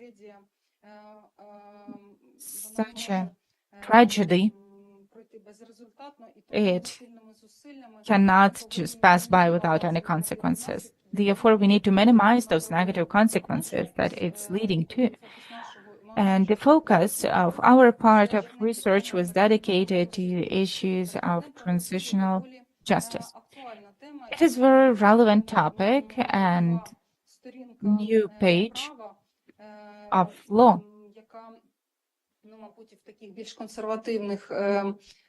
which probably in more conservative approaches is causing certain misunderstanding, I guess, of the necessity and importance of this tool. This is a kind of a bridge that allows for the society that was feeling rough violations of international law and serious violations of international humanitarian law and human rights to go to that new reality that is desired in the society and which is a necessary preconditioning for implementation of all the opportunities that are given by the economy, that is development of businesses and giving birth to children, and all of that will be done as soon as we regain justice. And that's an incredibly important element of the concept of transitional justice, just to repair the harm and to conduct rehabilitation of victims and ensure guarantees of non-repetition. And only then the person will feel their rights that are fully protected. They will plan, they will build, and they will ensure social development for the whole society. Our focus was on the issues regarding compensation of damage, and here we can say that Ukraine is implementing very effective mechanism for compensation of this damage. And, for example, the registry was created for compensation of damage and other compensation mechanisms. But according to the results of our research, it's such a multidimensional issue, and it requires interdisciplinary approach in particular and more active work with economists and ecologists. And it's incredibly important to have different types of damage and ensure effective dissemination or distribution of compensation. And we've been working on generalization of the work practice since 2014 in order to form more detailed characteristic of those requirements that, well, people were coming with for compensation. And as a result of the research shows, the damage caused by war in Russian Federation is great because that is material losses and also harm to health, harm to culture, the harm to cultural heritage, etc. Those are very complicated categories of harm, and solving such disputes require innovational approaches. As far as our focus of research was on generalization of judicial practice, we characterize those problems that are faced by persons who are coming for compensation, in particular, like prolonged case consideration. And the biggest problem is that court sentences are not before, and survivors and members of military families are coming, those who are participating in hostilities and IDPs, that these are really sensitive categories of population. And in spite of this, in spite of the fact that different problems were seen in the process of generalization, we are offering, like, there are unified approaches that are offering simplified procedures for compensation, especially in the cases caused by armed aggression.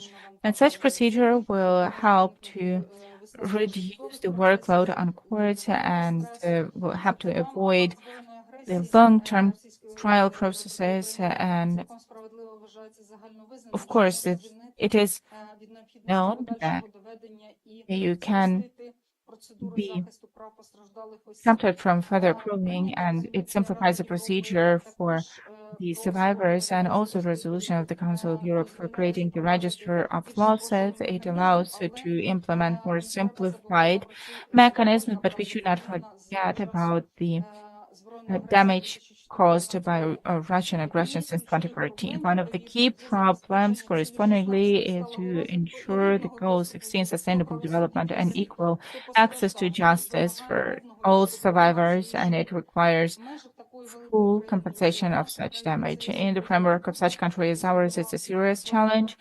In particular, in other projects, we are working also on an implementation for the analysis of what more effective analysis and bigger masses of the data, judicial practice, and tools based on AI. This will help to ensure transparency and have more predictability of the decisions in such cases. This is what society wants. And we think that a mechanism that will allow to ensure the facto access to justice equally for survivors, these might be like of the judicial nature or not, and my colleague Professor Chitika will tell more about that and about the mechanism of complex recovery from damage. Also, my colleague will say about that in more details from the National University of Taras Shevchenko. So, Yuri Dmitrovich, I would like to give the floor to you. Thank you very much, Irena Alexandrovna. Indeed, when we are talking about regaining justice and recovery of Ukraine is impossible without the reparations of damage provided to legal persons and natural persons. Well, actually, as of today in our speech, I would like to focus on those national legal mechanisms that are existing in that field. Well, actually, we have international legal mechanisms and national mechanism. One of the national mechanisms is the way to regulate that through the court. Well, as you've mentioned, it was formed like in the framework of your speech. You mentioned we have a big court practice because natural persons mostly they are coming to with their claims against aggressor Russian Federation, and there is a resolution of the Supreme Court regarding that. However, this way is this method is widely used. However, it is assessed as not really efficient because there are multiple problems. First of all, procedural issues related with the fact who will be determined as a perpetrator or as a responsible person, and to ensure safety of that person, because it's like Russian Federation, and this is one of the types of access to the court and the right to be heard, and also the right for providing a proper, ensuring proper legal support. So correspondingly, this is the element of procedural public nature. And here we have some technical problems because, well, correspondingly, how can we ensure the information to Russian Federation about the process that has started in the courts of Ukraine? In addition to that, we have the same thing with the immunity of the state because Ukraine is not a member of the European Convention. On this topic and in our legislation, what is formulated in our legislation, this is what we are using, and like the person should agree to that. But again, we have the response of the Supreme Court to that because the big chamber mentioned that based on the fact that Russian Federation has committed aggression, well, it means that they just refused their immunity. That is why Ukrainian courts are considering cases and they are making decisions. But another important problem is performing the court decisions, because as far as on the territory of Ukraine, there were some researches conducted. So, like there are no those like military servants who can somehow repay the damage.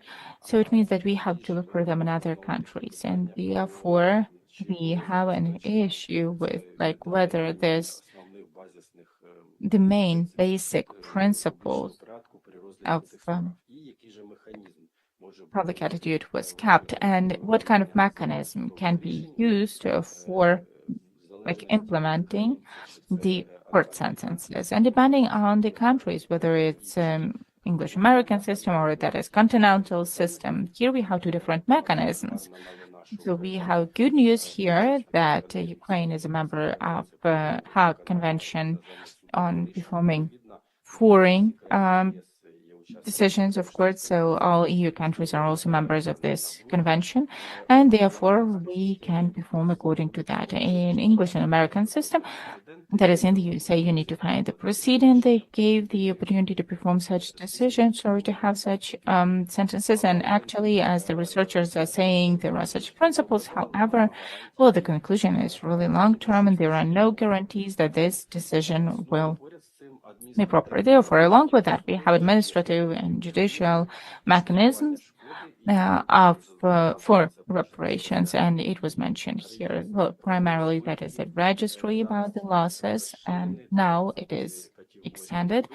12 categories of damage can be included there, and still this registry is being formed, and there is such an idea to implement, to repay to every person who registered their damage in the registry, to repay at the cost of the property of the Russian Federation, which now is frozen. Their assets that were frozen in other countries. However, this is also the problem of international legal nature. And very efficient mechanisms. These are this digital service as e-recovery. So there was law on compensation for damage and destruction of certain categories of property. So there is such an opportunity or such a possibility. We are via our e-service via, you can send an application, you can get the certificate, for example, in order to use that to obtain the new housing and get some property. But the problem is that it has to be financed, and Ukraine has to find great money in the budget for functioning of this mechanism. And the other part, those are various alternative ways, and here international commercial arbitrage is used widely. However, again, we can only compensate the damage for legal persons, and we are going to investment arbitrage. Well, if there is such, if we have here the issue for protecting investments. And in the other categories, the problem is such things as mediation, cancellation, arbitrage. They require the agreement of the other party, except for investment arbitrage, because they're the Russian Federation and Ukraine, they concluded the agreement of mutual protection of investments, and there's a range of positive decisions based on that of foreign arbitrage and international arbitrary court in Paris and the court in Hague. They made the decision on these mechanisms, but we need to say that we need to look for mechanisms, and our scientists and practitioners are also working on that, and again, to ensure some kind of holistic repair of damage, and thanks to the court mechanisms and other mechanisms and all the successful implementation of such things, it will help us to use the international legal mechanism, and it will help us to recover people from that damage. Thank you. Thank you very much. So that is procedural mechanism of repaying damage are really different, and actually this variability allows to adjust them most efficiently to different types of damage. I would like to give the floor to Roman Andrievich Majdanek for a more detailed discussion of the very damage. Thank you very much. Greetings, dear colleagues. As of today, the issue of reparations or repaying the harm, this is the situation that we've got. From one side, we are making some decisions of Ukrainian courts in Ukraine about repaying the damage. None of them was performed abroad. The sources for having those exemptions, all we could take, we already took, but abroad, as far as there are no clear legal reasons, as a matter of fact, we have no positive court decision. However, from the other side, for the European law, it's a huge challenge, legal challenge, because the maximum that could have been done in Europe and what they could, that is to arrest the assets. And here, because of the complexness of that problem, the world doctrine and the world practice have no clear answer, we stopped on the issues that maybe we use some loans or credits given to Ukraine directly or indirectly at the cost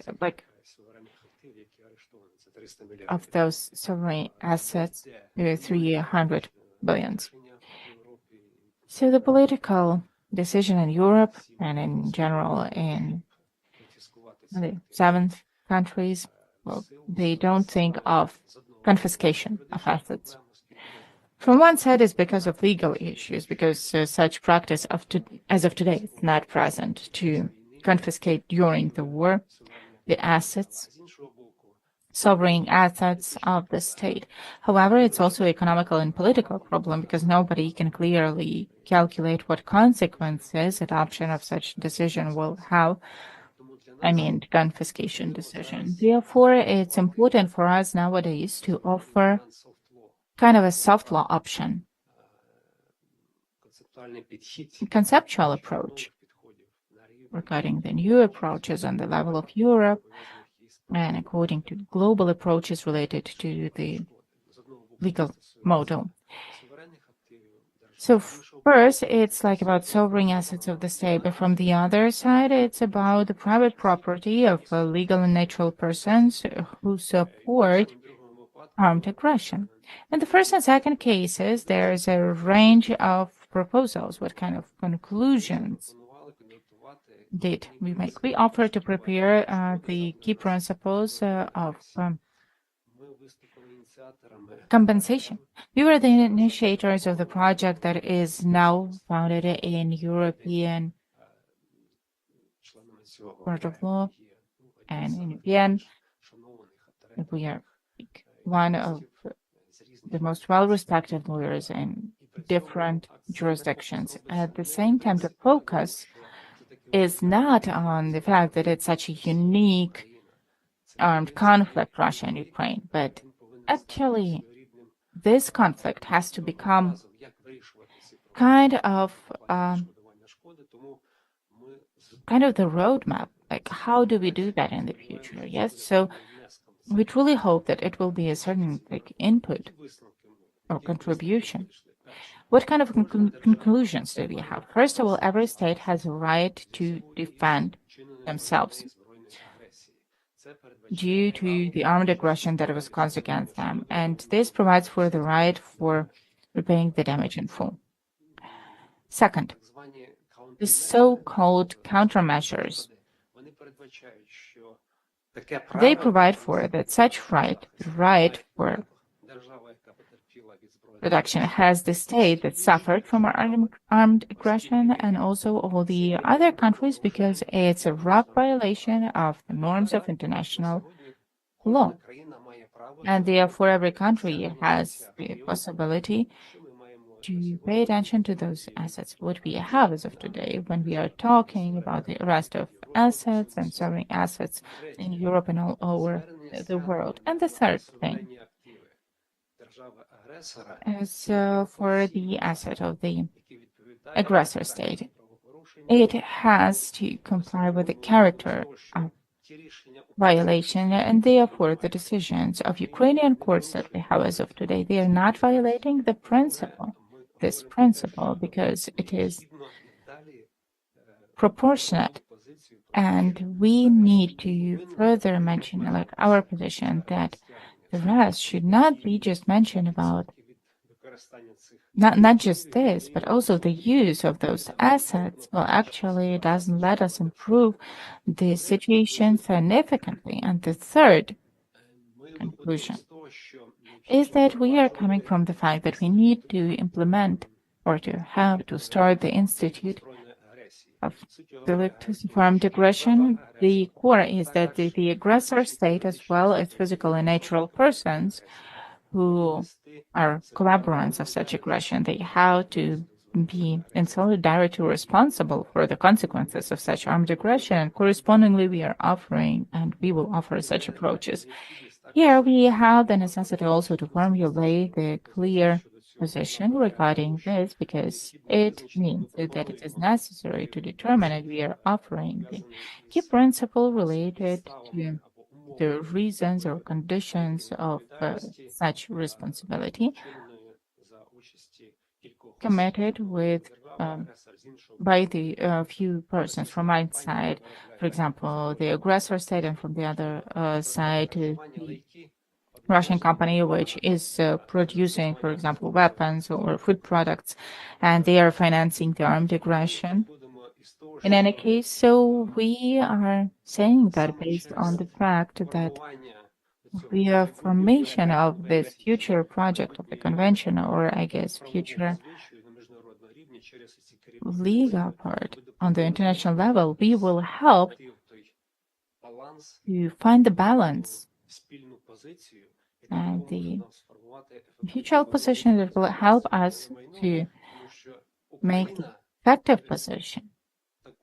Because Ukraine, due to the situation that we are in right now, we form legal positions, and like confiscation or other issues that are unknown by the international laws. So we can not just offer like issues related with that there are no reasons for applying sovereign immunity, but also to offer the unified approaches related to implementation of property responsibility or delegate responsibility on the level of Europe or in global scale. And the last thing, due to the complexness, we do understand that sooner or later we will have the peaceful agreement, and the issues regarding the compensation will be solved. Those are not just questions, of the form of compensation and the size of compensation, but it's also about the reparations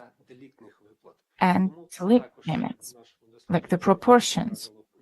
So it was also shown in our research, the principles. So we are saying that delegate can be public, can be private.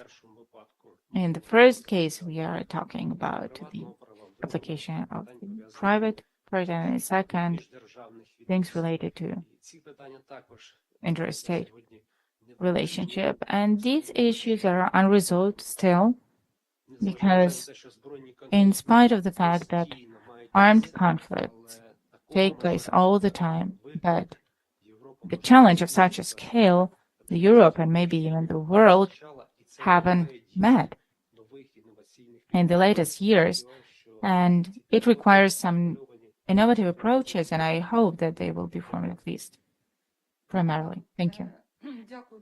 Thank you very much, dear colleagues. So as you can see, we have a lot of things in common, and we can make some input into development of this concept of reforming of Ukraine after war, and there is necessity of active cooperation and research of many problems that were mentioned today. And of course, we are incredibly grateful for such an opportunity, like step by step, to make these step-by-step research and conclusions in order to move forward in the direction of building this concept of transitional justice and some elements of repaying damage. Thank you very much, dear colleagues. So we made a lot of promos, about our book, about the results of our project. I would like to say that, of course, I would like to invite those who heard us to join to read in more details and reveal those issues. And now, taking into account that we mentioned a lot of things, we should say what we are going to do next. And I think that it is quite logical that we will work in the framework of actors of our partners, that is Center for Development Innovations, associations of experts of sustainable development, safety centers. This is our further range of expanding this partnership and the ideas.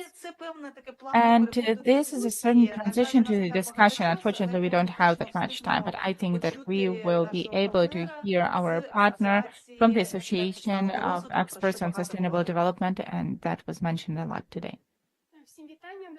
Hi, everyone. I'm really glad to see all of you. It's so nice that you invited us and you think our association an equal partner, because what I like personally is that sustainable development as of today, indeed, it is very important, and it's also a philosophy, to be honest. It's a philosophy of activity of organization or company, and even every person, because they can implement that at their places.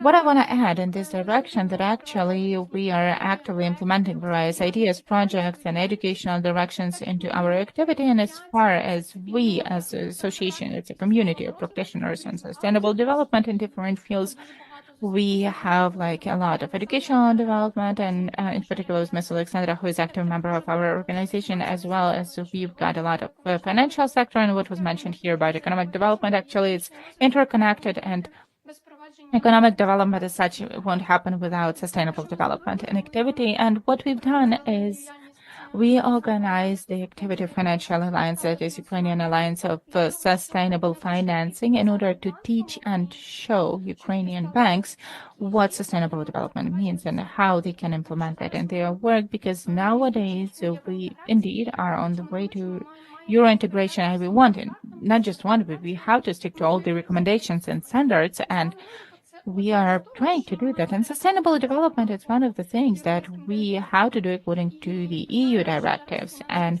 as you know, the financial sector and bank sector is on this level.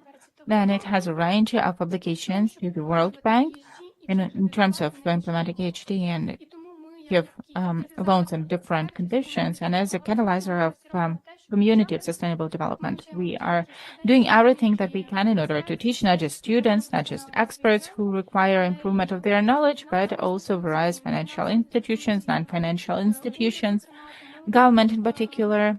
Therefore, what can I say?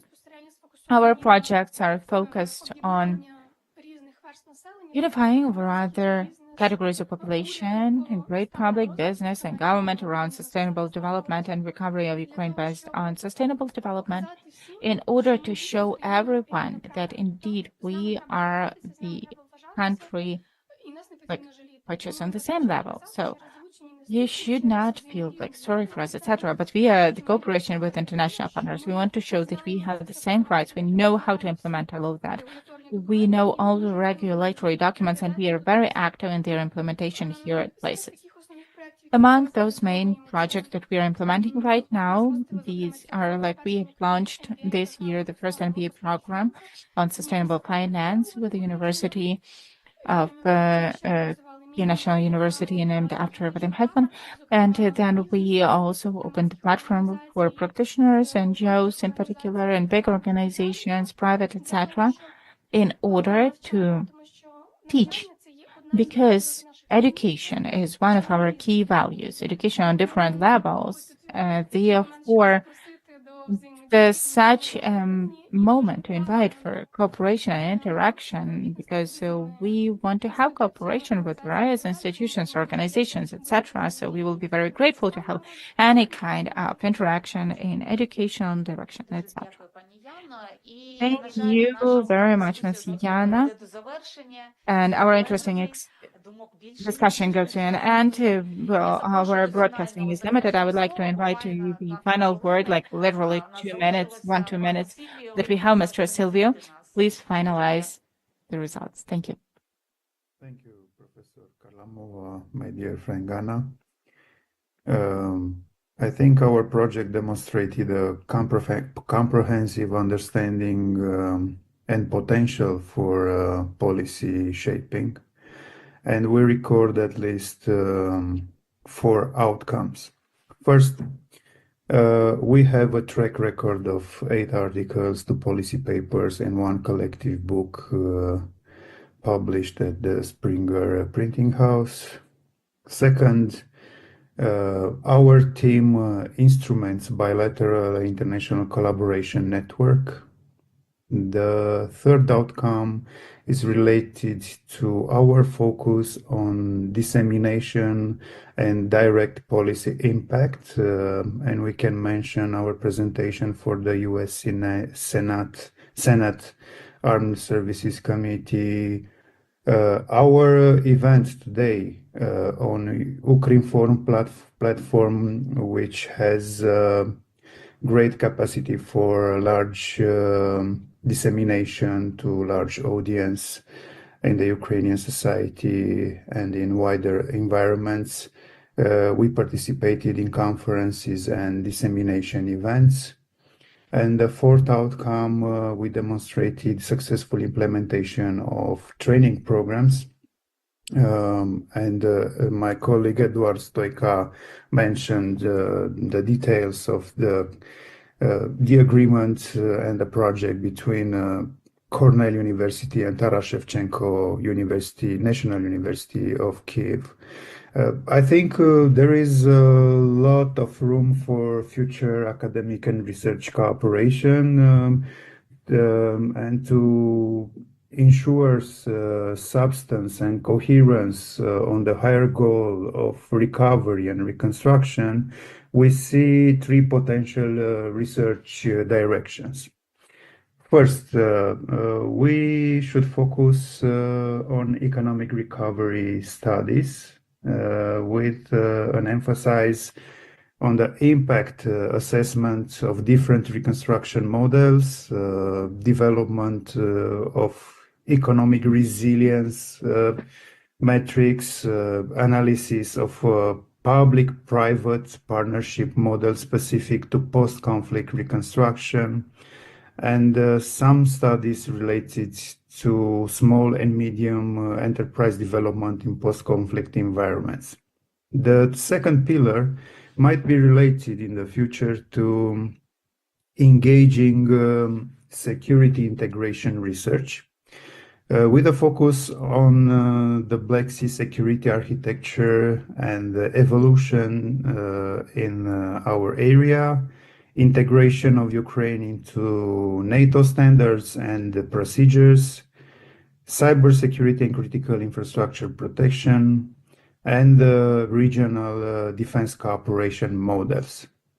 The third pillar for our research, and we suggest to approach the issue of regional connectivity studies to promote some instruments that might help us to understand and figure out future strategies related to 3C's initiative, integration pathways, transport and energy corridor development, and Ukraine needs, of course, energy alternatives, and digital infrastructure integration and cross-border cooperation mechanisms. We have a focus at the Global Studies Center on policy development through joint research and joint analysis, and we could develop in the future research related to implementation guidelines for reconstruction projects. We can use research to design monitoring and evaluation frameworks, and also engage analysis for identifying best practices for regional cooperation.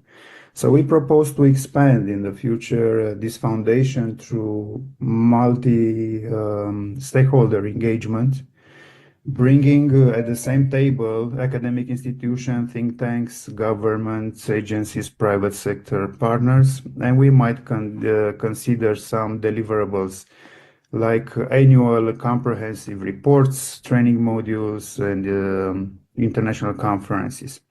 So one actionable or two actionable academics initiative, I will finish in a minute. Research centers. We could focus on developing and creating a regional security research hub, which I think is very important and valuable in our future regional debate.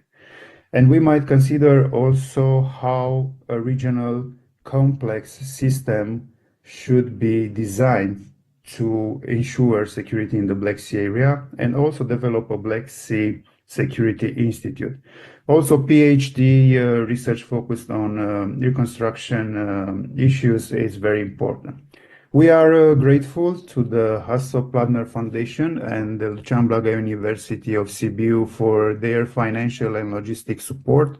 We are grateful to the Taras Shevchenko National University of Kyiv for its steady involvement and participation in the project. Dear colleagues, esteemed research teams and academic collaborators, thank you for contributing your intellectual insights to the comprehensive topic of Ukraine's reconstruction. The Global Studies Center is open to receive your proposals for improving our joint research and analysis efforts.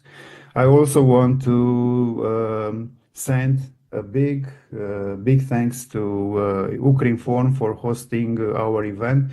Let's hope for further collaboration to shape a positive future. Slava Ukraini!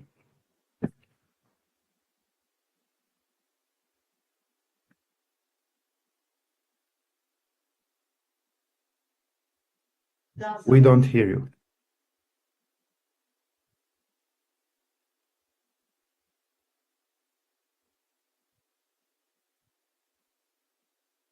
Mulțumim tuturor pentru participare. Thank you all for your participation. Thank you.